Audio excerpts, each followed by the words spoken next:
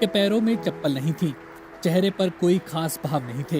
लेकिन राष्ट्रपति ने जब उनके हाथों में पद्मश्री सम्मान थमाया तो बेहद साधारण दिख रहे शख्स के कद का अंदाजा हुआ और वहां मौजूद हर आदमी ने तालियों से इसका स्वागत किया।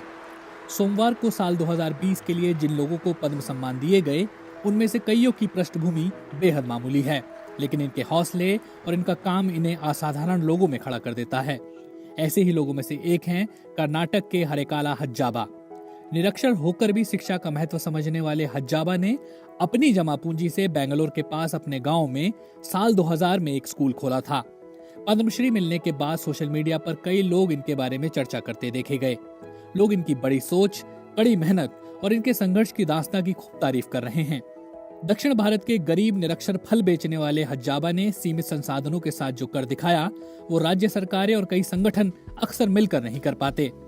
हज्जाबा ने फल की अपनी छोटी सी दुकान से हुई कमाई से अपने गांव के बच्चों के लिए प्राथमिक और माध्यमिक स्कूल बनवाया।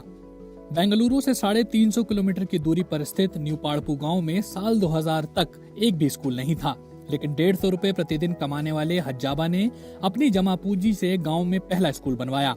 बीबीसी ने साल 2012 में जब उनसे पूछा कि स्कूल खोलने की प्रेरणा उन्हें कहां से मिली तो इस बारे में हज्जाबा ने बताया था, एक बार एक विदेशी ने मुझसे एक फल का नाम अंग्रेजी में पूछा, तब मुझे इस बात का एहसास हुआ कि मैं निरक्षर हूँ।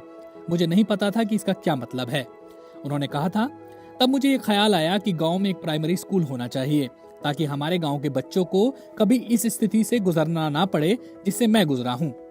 स्थानीय लोग हज्जाबा की इस कोशिश के लिए उनकी प्रशंसा करते नहीं थकते, लेकिन हज्जाबा के लिए प्रशंसा से ज्यादा जरूरी है वो मिशन जो उन्होंने शुरू किया है। साल 2000 में जब उन्होंने इस स्कूल की शुरुआत की तब उन्हें किसी से कोई खास सहयोग नहीं मिला था।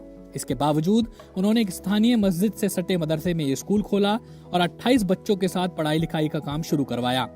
जैसे जैसे स्कूल में बच्चों की संख्या बढ़ी, उन्हें बड़ी जगह की जरूरत महसूस हुई। तब उन्होंने कर्जे के लिए अर्जी दी और अपनी जमा पूंजी से स्कूल की एक इमारत बनाने की शुरुआत कर दी। हज्जाबा की इस लगन को देखकर कई लोग सामने आए और उनकी मदद में जुट गए, लेकिन हज्जाबा के लिए काम अभी खत्म नहीं हुआ था। एक स्थानीय अखबार ने तब हज्जाबा की कोशिशों के बारे में लिखा था और सरकार ने उनकी मदद के लिए 1 लाख रुपए दिए। हज्जाबा ने बीबीसी से 2012 में कहा था, मुझे सरकार की ओर से एक पुरस्कार दिया गया जिसमें मुझे 1 लाख रुपए की राशि दी गई। इसके बाद लोगों ने भी मेरी मदद के लिए पैसे भेजने शुरू कर दिए।